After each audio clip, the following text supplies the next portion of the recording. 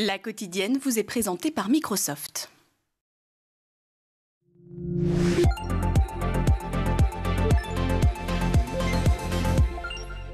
Bonjour et bienvenue dans la quotidienne de School TV, l'émission qui vous raconte l'éducation au quotidien. Au sommaire aujourd'hui, on grandit tous entourés de secrets de famille, mais généralement on les ignore. C'est une autre affaire quand on en est la détentrice. Mazarine Pinjot est revenue au sens propre sur le lieu de son enfance et de son adolescence cachée. Elle est l'invitée du Grand Oral. L'anti-sèche spécial en ce mois de décembre, tous les vendredis. Retour sur les meilleurs moments de nos grands oraux. Ce sera le zap de la quotidienne. Et puis rendez-vous en fin d'émission, comme chaque semaine, avec Célie Luton. Nous poussons les portes de sa librairie. Sur les rayons, un album et 2 romans pour quitter le froid et l'humidité qui annoncent l'arrivée de l'hiver. La quotidienne de School TV, c'est maintenant. C'est parti, Grand Oral. Mazarine Pinjot, bonjour. Bonjour. Ravi de vous accueillir. Vous inaugurez une collection des éditions Flammarion intitulée « Retour chez soi ». Le principe, des écrivains, des écrivaines sont invités à retourner 24 heures dans un lieu qu'ils ont quitté depuis longtemps. Et vous, le lieu que vous avez choisi, c'est ce 11 quai Branly qui donne son titre au livre, l'adresse qui a hébergé l'essentiel de vos années d'enfance et d'adolescence quand votre père, François Mitterrand, était président de la République. C'est pourtant à votre mère, Anne Pinjot, que vous dédiez le livre et à elle seule. Oui, c'est vrai, à elle seule. J'ai dédicacé d'autres livres, ou dédié d'autres livres à mes 2 parents. Mais là, c'est à elle, parce que c'est elle qui a partagé ce quotidien avec moi et qui sait exactement de quoi je parle. Un tout petit mot pour celles et ceux qui ne connaissent pas Paris. On est au 11 quai Branly dans le 7e arrondissement, arrondissement bourgeois, institutionnel, un bâtiment qui date de 1864. C'était les écuries de Napoléon III, c'est ça? Absolument, c'était des écuries, une sorte de caserne en fait, qui sert aujourd'hui à loger les hauts fonctionnaires de l'État, hauts et moins hauts. Enfin, je dirais, c'est les gens qui travaillent à l'Élysée en général. Il y a beaucoup de militaires et donc ça avait déjà cette fonction, ça l'a encore aujourd'hui. Et c'est là en effet qu'on a été logé lorsque mon père a accédé au pouvoir. Pas tout à fait au tout début, mais au fur et à mesure, on a fini par s'y installer pour des raisons de sécurité. Voilà, pas tout à fait au début et sans que ce soit jamais officialisé, décidé. C'est-à-dire que vous êtes enfant, vous avez quel âge à ce moment-là? J'ai 6 ans lorsqu'il est élu. Voilà. Et à ce moment-là, donc on habite avec ma mère dans le 6e, rue Jacob. Ouais. Et donc tout dans vraiment un microcosme où j'ai mon école juste à côté, à 20 mètres, où tout est à portée de main. Et puis c'était plutôt sympathique. On est dans un petit appartement, tout vraiment... Tout biscornu, si j'ai bien compris. Tout biscornu, qui ressemblait vraiment à une petite maison de poupée, tout petit, enfin à ma taille, quoi. Et puis au fur et à mesure, lorsque mon père était élu, et qui venait quand même tous les soirs, pour la sécurité, c'est devenu beaucoup plus compliqué d'assurer sa protection. Et donc, au fur et à mesure, on nous a clairement enjoint d'aller... Enfin, voilà, si on pouvait déménager dans un endroit où la sécurité serait plus facile à assurer. Donc, au début, on y est allé 1 jour, 2 jours, 3 jours... On ne vous explique pas grand-chose. Moi, c'est ce qui m'a frappé en le lisant. C'est-à-dire qu'à un moment donné, vous vous retrouvez habité là sans que... C'est d'habitude, quand on déménage, on dit aux enfants, voilà, on va déménager. Vous écrivez aussi que le souvenir de cette époque, alors plus de l'adolescence peut-être, est en partie perdu. Ma fille, écrivez-vous, a besoin de savoir comment j'étais à son âge et moi, je n'en sais rien. J'ai oublié. Ouais, j'ai oublié parce que justement, comme rien n'était dit, comme vous venez de le souligner, rien n'était non plus inscrit. On a besoin de paroles, on a besoin d'échanger une mémoire, de la parler, de la mettre en récit pour qu'elle subsiste. Et donc, lorsqu'elle n'est pas dite, ni à peine partagée, puisque finalement, on n'en parlait pas. Enfin, le seul témoin de cette existence, c'était ma mère, mais on n'en parlait pas, puisqu'on la vivait, cette existence. C'est vrai que la mémoire s'efface et de ce fait, j'ai très peu de souvenirs tangibles à donner à mes enfants. Et c'est bizarre, c'est triste un petit peu. Enfin, c'est quelque chose qui me heurte un petit peu. Retournant 11 quai Branly, peut-être vous imaginez-vous, en tout cas en vous lisant, on s'imagine que vous allez retrouver, que ça va réactiver des choses. Cet appartement où à la fois tout a changé, rien n'a changé, tel que vous le décrivez, il n'y a pas tant de trucs que ça qui remontent finalement. Non. Après, j'ai écrit avant d'y arriver en me demandant qu'est-ce qui va se passer, quel serait le pire, qu'il ne se passe rien. Qu'est-ce qui serait formidable, c'est que tout à coup, toute une mémoire me revienne en bloc, mais ça, je ne faisais pas trop d'illusions non plus. Mais en revanche, c'est l'expérience qui était assez extraordinaire. C'est-à-dire que malgré tout, même si des scènes entières n'ont pas surgi à la faveur comme ça de ce retour, il y a plein de choses qui sont revenues, des atmosphères, des ambiances, des images, des des émotions. En réalité, c'est vraiment des émotions qui sont revenues. Et puis, le fait que ce soit possible de revenir dans ce lieu qui était quand même très, très chargé pour moi, comme d'une lumière noire, comme quelque chose d'assez irradiant. Un tombeau, vous écrivez un endroit, si je me souviens bien. C'est pas un lieu d'épanouissement pour une adolescente, on va dire. Surtout dans ces conditions-là où j'étais pas censée y vivre et où le lieu lui-même n'est pas censé exister. Donc c'était une sorte de double effacement qui faisait que c'est vrai que j'en avais une non-mémoire, mais une non-mémoire très, comment dire, très diffuse, qui était quand même très agissante, étrangement. Et donc le fait d'y retourner permet aussi de dégonfler un petit peu cette espèce de d'angoisse qui était encore fertile. Le quai Branly, pour protéger votre père, vous l'avez dit, pour vous protéger vous aussi, c'est la vie avec les gardes du corps qui commence. Alors on découvre que Mazarine, 15 ans, un peu rebelle quand même, joue à semer ses gardes du corps. À un moment donné, j'ai commencé à essayer d'avoir une vie en dehors des regards. Ouais. Je pense pas que j'ai réussi. Parfois, je ne savais pas parce que je les voyais pas. Mais après, en réalité, comme je les ai connus, ils étaient très jeunes. J'étais moi aussi très jeune. Ils sont vite devenus des amis, des grands frères. Mais c'est vrai que lorsque j'ai eu 15 ans, 15-16, là, c'était plus compliqué, forcément. Donc j'ai essayé en effet un petit peu de les semer. Et de visiter à Paris. Adolescente mutique, dites-vous, la collégienne que vous étiez ne racontait rien à la maison, la fille de la maison ne racontait rien au collège.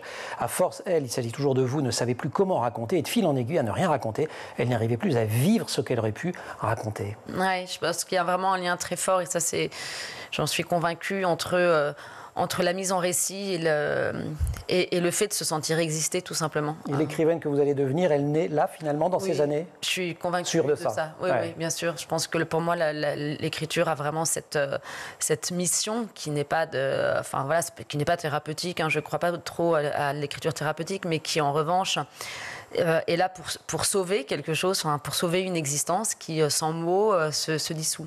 Le rapport aux autres qui n'est pas évident, parce qu'il y a ce mensonge que vous devez porter, puis au-delà de ça, cette vie pour le moins compliquée, faire partie de ma génération, écrivez-vous, était un effort et une difficulté. Ça, c'est pas seulement votre statut, vous ne vous reconnaissiez pas forcément dans cette jeunesse des années 80-90? C'est les deux, parce que c'est difficile d'être insouciante et de faire partie des expérimentations collectives quand on a quelque chose à protéger. Et donc, en réalité, je me suis quand même coupée d'un certain nombre d'expériences à cause de ça. Pour pas être tentée pour pas... Oui, pour pas mettre en danger, pour... à un moment donné, quand on a des grandes amitiés, il faut quand même partager à peu près tout. Alors, si on peut pas partager sa famille, en tout cas, c'est pas évident. Juste le nom de sa famille, c'est pas évident. Et puis après, même... amitié, je vous coupe, pardon, amitié ou amour, parce que vous racontez aussi que votre premier grand amour, vous dites rien. Oui. Et sacrée trouille au moment de... Bien sûr, mais d'ailleurs, je pense et vous le faites de manière un peu brutale. Je pense que c'est quand j'étais sûre quand même que j'ai fait cette présentation officielle. Mais en réalité, il y a quand même pas mal d'histoires avortées à cause de ça aussi. D'accord, en amont en fait. Oui, parce que c'était trop lourd à faire porter à quelqu'un d'autre et ça mettait tout à coup une sorte de lourdeur, de pesanteur sur des histoires qui étaient censées être légères et faciles. Donc c'était pas compatible. Je suis encore cet enfant et cette adolescente, cette jeune femme à qui ça ne peut pas arriver. Arriver quoi? De vieillir. J'observe cette personne vieillir, peut-être même être regardée comme je regardais les femmes de 50 ans avant de penser pouvoir les avoir un jour. Cette personne qui loge encore en elle, la petite fille mutique enfermée à l'Alma. La petite fille prend beaucoup de place à force de se taire, mais elle me retient en arrière, elle appelle, viens me chercher. Et qui la sauvera sinon moi? Cette femme de 50 ans qui n'a jamais grandi. Extrait, pour que vous entendiez cette très belle langue, extrait de 11 quai Branly de Mazarine Pinjot. Collection Retour chez soi, chez Flammarion. Beaucoup de che, je ne vais pas y arriver. Et une anti-c'est che maintenant, et on se retrouve juste après. Retour sur les meilleurs moments du grand oral de la quotidienne en ce mois de décembre, tous les vendredis. C'est le Zap de la quotidienne. Nous, simplement, c'est un échange de bons procédés, c'est-à-dire que je suis rentré en contact avec une communauté qui nous a dit « Nous, on est OK pour vous accueillir, on est OK pour vous loger, pour vous nourrir. Il n'y a pas d'agence, il n'y a rien de ça. Mais on a envie, la communauté parle espagnol, on a envie que nos enfants parlent anglais. Mais je tiens à dire que voilà, c'est pas pour faire le grand humanitaire ou quoi que ce soit, c'est en réalité même... C'est un échange et c'est même en réalité, on a un média dédié à l'éducation. La vérité, c'est qu'ils ont besoin de vraies structures, ils ont besoin d'un vrai programme de gouvernement. C'est ce que vous racontez. C'est ça. Vous vous retrouvez face à eux et vous dites finalement, nous, ça sert pas à rien, mais on est loin du compte, quoi. Il n'y a pas de suivi pédagogique. Les profs, en fait, ça vient. Pourquoi ils ont besoin de professeurs? C'est que ça vient du fait que les profs là-bas en Équateur ne veulent pas aller dans ces zones-là, et donc en fait, vous vous retrouvez avec des enfants qui n'ont pas cours, des fois ont personne pendant 3 mois, puis un volontaire vient pendant 3 semaines. C'est pas des profs. Je suis pas prof pour enfants, quoi. Troubles anxieux, peur, notamment du noir de l'endormissement, rapport difficile aux autres, difficulté à gérer des émotions, troubles du comportement, colère, retard dans l'acquisition de la propreté, ça fait beaucoup. Exactement, ouais. Il y avait ces mêmes symptômes. Donc, c'est des enfants. Je me rappelle avoir eu une des mères au téléphone quand j'écrivais en avril dernier. Et ça m'avait marqué. Je crois que je déposais. On était un samedi et j'allais déposer ma fille au dessin. Le samedi matin, je déposais ma fille qui a donc 6 ans maintenant au dessin. Et elle emmenait ses 2 enfants qui avaient été dans une crèche People and Baby, les 2 chez un pédopsychiatre. Et parce qu'elle y allait tous les samedis. Et je me rendais compte là de la différence ensuite dans le développement d'un enfant quand vous avez vécu les 1000 premiers jours dans une crèche où ça se passe bien, où l'équipe vous met en confiance. Moi, ma fille, elle est légère, elle a confiance en elle, elle a une forme d'assurance qui lui permet de bien grandir. Ces enfants-là, les enfants de cette dame, oui, effectivement, ils sont anxieux, ils peuvent pas. Elle appelle la maison des portes ouvertes. Elle peut pas fermer une porte. Une des premières scènes du film la montre, vous captez son regard inquiet. Ensuite, elle dépose Colin dans son collège. Genre 23 secondes après, premier SMS. Est-ce que tout va bien? Donc, à l'évidence, un personnage qui adore son enfant, mais sa posture, c'est de le protéger. Or, finalement, y aller tout seul, c'est aussi comme ça qu'on apprend à vivre sa différence. Oui, en tant que parent, on est obligé de lâcher prise. En fait, c'est difficile. Et surtout quand on a un enfant en situation de handicap ou qui a subi des choses difficiles et qui a un passif, on a envie de le protéger. En tant que parent, on a toujours envie de... on est un peu dans la surprotection aujourd'hui, ce qu'on appelle l'hyperparentalité. Donc voilà, mais c'est vrai qu'il y a un moment donné, les enfants, ça doit vivre tout seul. Hein. Ouais. Oui. C'est une colo du Fauval, Fédération des œuvres laïques, mais qui est axée théâtre et musique. C'est l'originalité. Important de dire musique parce que la partition musicale n'est pas évidente. Vous l'avez filmé, vous, en 2019, c'était la 30e édition. On y revient dans cette colo, on peut passer d'allumeur à animateur ou à volontaire. Il y a un côté hyper familial quand même. C'est ça, ouais, c'est l'originalité. C'est vraiment sur une continuité. Et du coup, il y a un aspect intergénérationnel très fort, puisque la metteuse en scène actuelle, Élise, est venue en tant qu'enfant depuis l'âge de 6 ans. Et voilà, donc il y a un lien comme ça entre les générations qui est très fort. Moi, je crois que le point de départ, pour moi, je l'ai pratiquement vérifié tout au long de ma carrière, ce sont quand même des insuffisances éducatives qui vont être au point de départ de cet empêchement de penser. Si on parle français, les parents. Oui, ça, tout à fait. Alors, quelquefois, on me le reproche en disant c'est pas bien de mettre en cause les parents. Malgré tout, il faut reconnaître que certains n'ont pas le droit à des interactions langagières suffisantes. Alors ça, c'est la première cause. Quand je parle d'insuffisance éducative, il y a les interactions langagières. Et puis ensuite, il y a quelque chose que connaissent très bien les professeurs, c'est l'initiation normale à la frustration. Dans beaucoup de familles, on ne sait plus coucher les enfants, les nourrir normalement, leur demander de respecter des grandes règles de vie. Dire non. Oui, dire non. Oui. Poser le cadre. C'est extrêmement éducatif. Et l'école, ensuite, les premiers apprentissages vont réclamer à la fois ces interactions langagières, que certains n'ont pas suffisamment, et puis cette capacité à supporter la frustration que vont leur imposer les 4 grandes contraintes de l'apprentissage. Et voilà, c'était le ZAP, les meilleurs moments du grand oral de la semaine dernière, suite du grand oral d'aujourd'hui avec Mazarine Pinjot. J'ai peur d'y retourner, dit-elle avant d'y aller, au 11 quai Branly, comme s'il s'agissait de revenir sur les lieux d'un crime, celui qu'on a commis ou qu'on a subi. Dans les 2 cas, on n'arrive jamais tout à fait à nettoyer les traces. L'ADN reste incrusté dans la moquette. Grand oral, la suite. À l'âge où on cherche à s'affirmer, l'adolescence, vous devez vous effacer. Vous êtes la seule à vouloir avoir l'air de rien. Écrivez-vous, comment on s'y prend pour avoir l'air de rien? C'est tout un travail. C'est du boulot. C'est énormément de boulot. Et on y arrive. On arrive à devenir un peu invisible. Mais ça passe par quoi? Des vêtements? Ça passe beaucoup par le corps, une attitude, quand même. C'est ça, c'est le corps. Oui, c'est le corps qui incorpore en fait une manière de ne pas trop apparaître. Et c'est voilà. Donc vous savez rentrer dans une pièce sans trop qu'on vous... Alors maintenant, j'ai le problème inverse, c'est qu'on me reconnaît. Donc oui, mais j'y arrive quand même aussi. En tout cas, je sais quand on me reconnaît, quand on me voit, quand on parle derrière mon dos, je le sais. C'est-à-dire que le corps, il développe des choses assez incroyables et extraordinaires qu'on ne peut pas imaginer lorsqu'il n'est pas en situation. Mais là, oui, c'est vraiment une manière d'être. Alors, on vous reconnaît parce que dans votre vie, il y a un avant et un après, autour du dévoilement par Paris Match de votre existence, de votre existence d'une certaine manière, et surtout de votre ascendance en 1994. C'est un séisme personnel, ça. D'ailleurs, vous avez déjà écrit là-dessus. Et c'est aussi un séisme pour la famille. Et dans les relations, c'était compliqué d'être copain avec des copains ou des copines. Mais vos cousins, par exemple, qui se retrouvent aussi d'un coup, toute la famille Pinjot doit rendre des comptes. Oui. Et ça, c'est quelque chose à quoi j'avais assez peu vraiment songé auparavant, dans le sens où, déjà, j'essayais de moi-même sortir de cette espèce de tsunami personnel. Et c'est vrai que forcément tout le monde est concerné. C'est-à-dire que tous ceux qui portent mon nom, qui me ressemblent, en plus j'ai des cousines, on se ressemble toutes un petit peu dans la famille.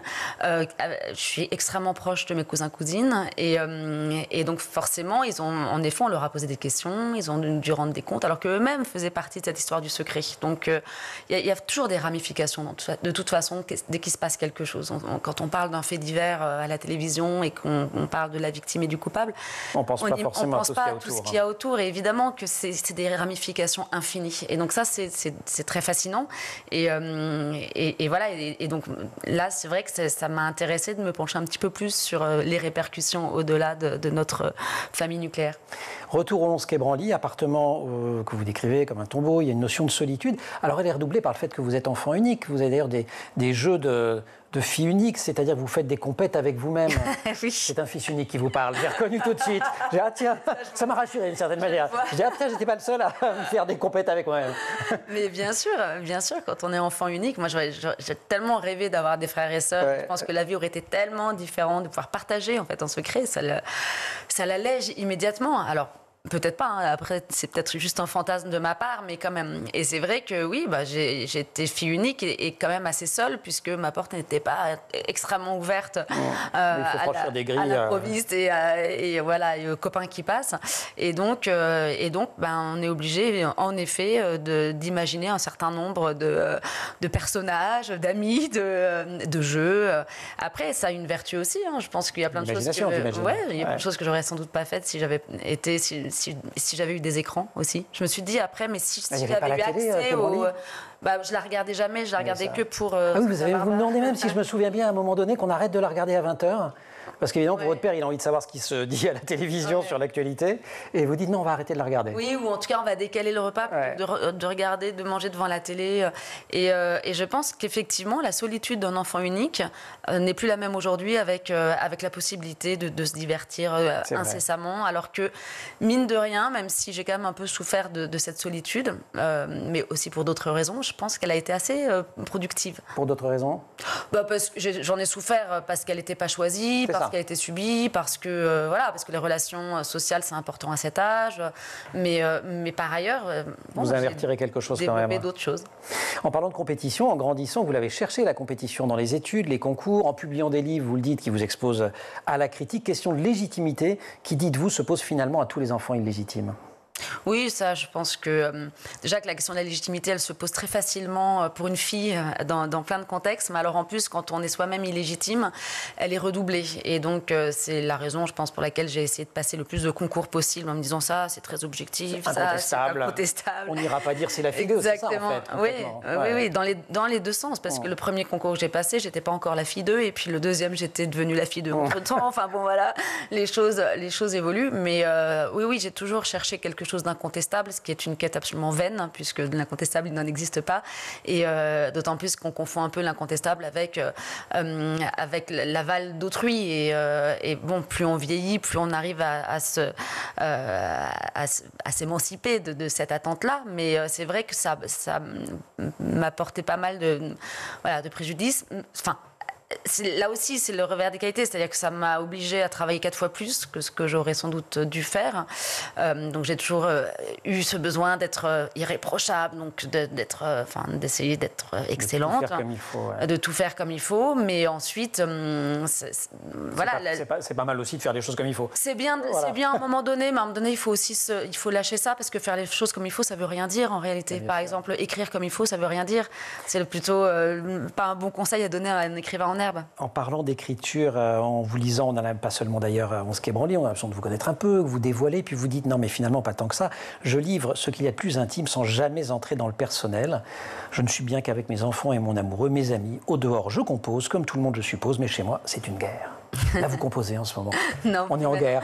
Plus maintenant, ça l'a été pendant longtemps, mais vraiment, non, plus maintenant. Et c'est d'ailleurs très, très agréable pour moi. Enfin, c'est quel repos de plus être en guerre entre ces différents espaces. Mais parce que c'était des espaces qui étaient tellement hermétiques les uns aux autres lorsque j'étais enfant, où à chaque fois je devais revêtir une sorte d'armure, réellement, parce que c'était une bataille de ne pas livrer ce qu'il y avait à l'intérieur. Vous étiez tenté quand même par moments. Moi, j'ai prétendu que mon père était président de la République, par exemple. Là, je l'avoue devant vous. Ouais, mais parce que je Ah oui, c'est ça. C'est-à-dire qu'il fallait justement que je le cache. Il n'est pas du tout président de la République. Non, mais c'était l'inverse. Il fallait que je le cache. Donc, au contraire, moi, je tenais de manière très, très. C'est étrange comme manière de réagir à ça, mais je tenais absolument à la vérité parce que j'avais l'impression que si moi-même je la trahissais, cette vérité, j'allais disparaître. C'est-à-dire que je ne disais rien, mais je ne m'autorisais pas à imaginer un autre roman familial. Parce que déjà que c'était un roman auquel personne ne croyait, si moi-même j'y croyais plus au profit d'un autre, c'est comme si... C'est une disparition. Voilà. Et donc, non, je me suis jamais imaginée autrement. J'ai essayé de tenir le réel. Bon. Enfant du secret, ou d'un secret du moins, vous êtes marié à un diplomate qui fut coordinateur national du renseignement français. Donc déjà, le secret, je ne vais pas faire au psychanalyse, c'est gratos. Mais quand même, il y a une petite attirance. Mais alors, ce qui est drôle, c'est qu'on vous propose, au moment où il est nommé, de retourner vivre dans l'appartement des secrets. C'est pour ça aussi que cet appartement, il est fou. Enfin, dans mon histoire, c'est qu'en fait, c'est comme s'il me poursuivait, comme s'il voulait m'attraper, quoi. Et en effet, on nous a proposé de retourner là-bas pour y vivre. Et j'ai dit non, ça sera pas possible. À un moment donné, j'étais tentée en me disant peut-être qu'on va y aller, puis on va tout changer, on va essayer de transformer le passé. Mais ensuite, je me suis dit non, l'appartement sera plus fort que moi, c'est pas une bonne idée. C'est l'appart qui gagne à la fin. C'est ce 11 quai Branly. Et nous, on y gagne parce qu'on peut lire ce très beau livre, nouveau livre d'une nouvelle collection intitulée Retour chez soi. Ce sont les éditions Flammarion, Mazarine Pinjot, Mazarine M. Pinjot, parce que vous avez rajouté l'initiale de Mitterrand dans votre nom il y a quelques années. 11 quai Branly, merci beaucoup de nous avoir accompagnés dans la quotidienne. Et on retrouve, si vous le voulez bien, avec vous, Célie Luton, notre libraire, la librairie des enfants. C'est maintenant. Et comme tous les vendredis, nous retrouvons Célie Luton, la librairie. Célie, bonjour. Bonjour Emmanuel. Vous avez senti l'hiver arriver, repartir, revenir. Vous vous êtes dit, on a besoin de choses pour quitter un petit peu le froid et l'humidité qui annoncent l'arrivée de l'hiver. Et vous nous proposez un album de romans. Oui. Alors, absolument formidable. On commence avec La Fée aux deux visages. Mystère, légende et conte. Alors, illustré par Charlotte Gasteau. Un texte au départ de Perrault, mais réécrit par Kochka. On ne va pas changer le conte traditionnel. Personne ne s'inquiète. Mais on repart dans une histoire que peut-être on a tous connus dans notre enfance.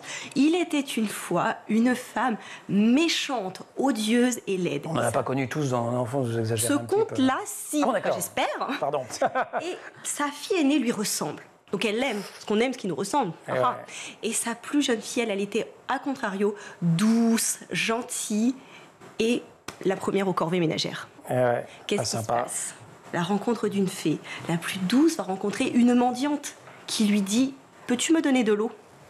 Elle lui donne, évidemment. Tu es tellement gentil qu'à chaque fois que tu parleras désormais, des bijoux et des diamants sortiront de ta bouche. Découvrant ça, la Mara dit « Je veux que mon autre fille ait le même don. » Bien sûr. Arrivée à la fontaine, la même fée, pas le même visage, qui lui demande aussi de l'eau. « Mais non, ça va pas. Oh, moi j'attends la vendiante, toi t'es trop jolie. » Et voilà. Allez, on spoil. Les serpents. Mais on peut.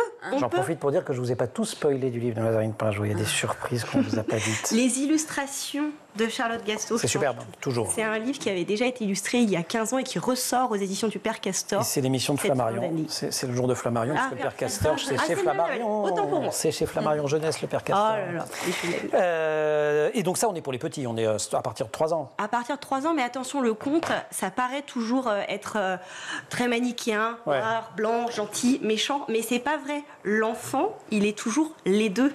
L'enfant n'est pas que la jolie princesse qui attend le prince charmant, et le prince charmant n'est pas que le chevalier qui doit terrasser un dragon. Il est les deux. Ce type qui m'énervait beaucoup. Et comme d'habitude, on apprend à avoir peur dans le livre pour affronter la peur en réalité. Akita est le fils du chasseur d'or. On est à l'école des loisirs collection Mouche. C'est signé Caroline Solé, Gaïa Wisniewski pour les illustrations. Là, vous prévoyez un petit plaid. Il vaut mieux parce qu'il caille. Hein. Oui, et vous le lisez avec un enfant. On est dans le pays des aurores boréales. Akita, c'est une petite fille qui, parfois, elle a des grizzlies. Les grizzlies. Ah oui, je vois. Vous voyez Non, j'ai pas vu, j'ai pas compris. Un grizzly, c'est quelque chose qui sort d'elle. Ah oui, d'elle. Voilà. Et elle arrive des fois à les calmer, des fois non. Des fois, on peut avoir des grizzlies, des colères, quand on est fâché, des fois quand on a peur. Et là, peut-être que pour une légende, la légende de la Lune d'Or, Akita sortira les grizzlies. Vous nous refaites le grizzly pour la peine? Alors. Oh, écoute, mais ce qui est joli, c'est que dans celui-ci, je veux que la méthode de lecture soit acquise, mais c'est l'enfant qui va comprendre. Moi, je l'ai lu 3 fois, je n'ai jamais compris la même chose. D'accord. Oui. Mais la méthode de lecture est vraiment acquise? J'espère. J'espère. À partir de, donc, 7 ans 7 ans 7-8 ans. C'est ça. Oui, parce qu'il est un petit peu long quand même. Et on termine, alors là c'est pour les plus grands, avec les légendes des terres de Cannes. La quête du cerisier blanc, c'est un volume 1 signé Thierry Leclerc, Gulfstream éditeur. Alors ça, c'est une bonne fantaisie pour la jeunesse. J'aime beaucoup parce que le schéma narratif, il est clair. Un méchant prince a pris la place de son père. Et évidemment, grâce à la légende du cerisier blanc, on pourrait combattre le mal qui condamne son royaume. Notre jeune héroïne Narumi, avec son chat magique Kotomo. Ah, c'est un chat. Ah bah évidemment, oui, évidemment. N'est-ce pas? Part. Je suis d'accord. Vous validez? Mais vous voyez, on est. Oui. Et on part dans cette quête. Donc on est dans quelque chose qui paraît classique. On est dans un univers japonisant qui va plaire à un jeune public. Et pourtant, il y a quand même des mythes qui, moi, m'ont semblé beaucoup plus occidentaux avec les cavaliers de la mort, de l'Apocalypse, pardon, le mythe de Sisyphe. Et les enfants vont le reconnaître. Et le supplice de Prométhée. Oui. Me suis-je laissé glisser. À partir de quel âge? 12 ans, là, quand même, année collège? Oui, parce qu'il est un petit peu plus long. Ouais, c'est mais ça. sinon, il n'y a pas le texte et vous tombez dedans. Vous avez une histoire, comme un conte, une légende que vous allez dévorer. Génial. Ah oui. Bon, que vous lisiez quoi quand vous étiez enfant ou ado? J'ai pas beaucoup lu de littérature jeunesse. Tout de suite, on vous a mis à Victor Hugo. Non, pas du tout. C'est juste que je lisais pas trop quand j'étais jeune. Et je me suis mise. C'est vrai que je suis allée assez rapidement à la littérature adulte, mais j'ai quand même un peu lu le Club des 5. Voilà. Oui, bah voilà. Avant qu'il soit réécrit, c'est vrai. Sans les passer simples, c'est ça? Oui. Céline, merci beaucoup. 3 beaux conseils de lecture comme chaque semaine. Mazarine Pinjot, merci beaucoup. Merci à vous. Un conseil de lecture supplémentaire pour aujourd'hui, On se branly aux éditions Flammarion dans la nouvelle collection Retour chez soi. Merci beaucoup aussi à toute l'équipe de l'émission. Laure Audemont au maquillage, Marine Plantec et Dylan Colère à la préparation de l'émission qui sont en régie aujourd'hui avec Héloïse Merlin au son et Xavier Sanchez à la réalisation. Vous restez sur School TV, vous nous retrouvez nous en permanence sur Internet et sur les réseaux sociaux.